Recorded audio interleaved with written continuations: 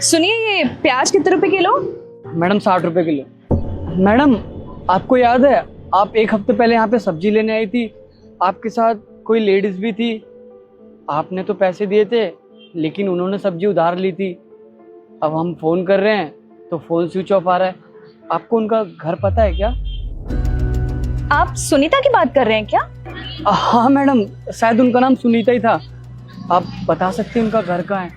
हाँ, मेरे घर के पास ही 4 घर छोड़ के रहती है। क्यों, क्या हुआ? क्या बताएं मैडम, पहले तो वो सब्जी के पैसे दे के जाती थी, लेकिन 3 महीने से हम उन्हें सब्जी उधार दे रहे थे और अब पैसों के लिए कॉल करते हैं तो कभी तो फ़ोन लगता है तो फ़ोन नहीं उठाते और कभी फ़ोन स्विच ऑफ बताता है। अब समझ में नहीं आ रहा क्या करें। अगर आप हमें उनका घर बता देंगी तो बड़ी मेहरबानी होगी आपकी। ओ भाई, 3 महीने हो गए सब्जी उधार लेते हुए, अब तो फोन स्विच ऑफ जाएगा ही। अभी तक तो कोई दूसरा ठिकाना ढूंढ भी लिया होगा मैम ने उधार लेने के लिए। हाँ भैया, आप सही बोल रहे हो। आजकल के टाइम पे किसी पे भरोसा करने लायक नहीं है। चंद पैसों के लिए लोग फ़ोन उठाना बंद कर देते हैं और वो ये भी नहीं देखते कि वो किसी गरीब का हक मार रहे हैं। इसीलिए तो कहते हैं भैया, आज के टाइम में ना कोई भरोसे लायक नहीं है। किसी पे भरोसा मत किया करो आंख बंद करके। क्या जानते हैं आप उसके बारे में? किसी के बारे में पूरी सच्चाई जाने बिना ना किसी को जज नहीं करना चाहिए।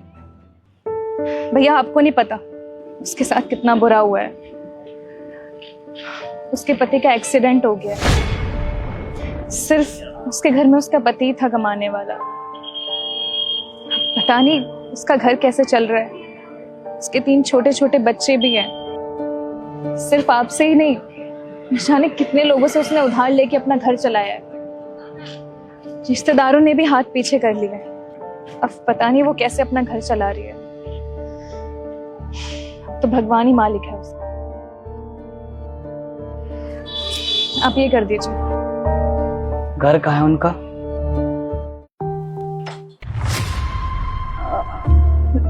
रुस्तम भैया, आप इतने दिनों से आ नहीं रही थी तो हमने सोचा हम ही चले जाते हैं।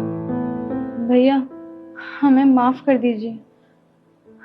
हम आपके सारे पैसे लौटा देंगे।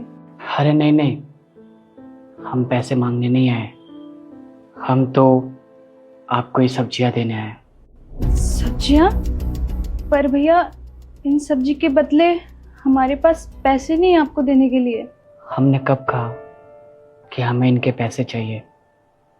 और एक बात बताइए, जब आप हमारे दुकान पे आती थी हमें क्या कहती थी?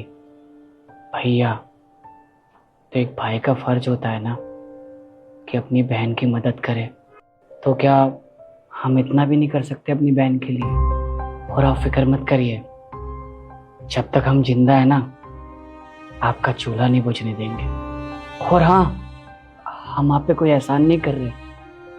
पिछले जन्म का कोई कर्ज रह गया होगा हम पे जो इस जन्म में चुका रहे हैं।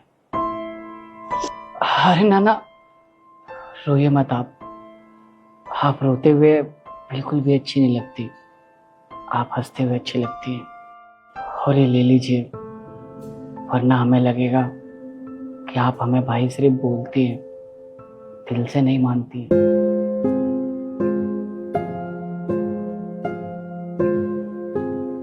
और आप फिक्र मत करिए, आपका ये भाई ना हमेशा आता रहेगा। और हाँ, अगर आपको किसी भी चीज़ की ज़रूरत पड़े तो हमें ज़रूर बताइएगा। आपका भाई हमेशा आपके साथ है। चलते हैं। जब इंसान हर उम्मीद हार जाता है तब ऊपर वाला किसी फरिश्ते को मदद के लिए ज़रूर भेज देता है।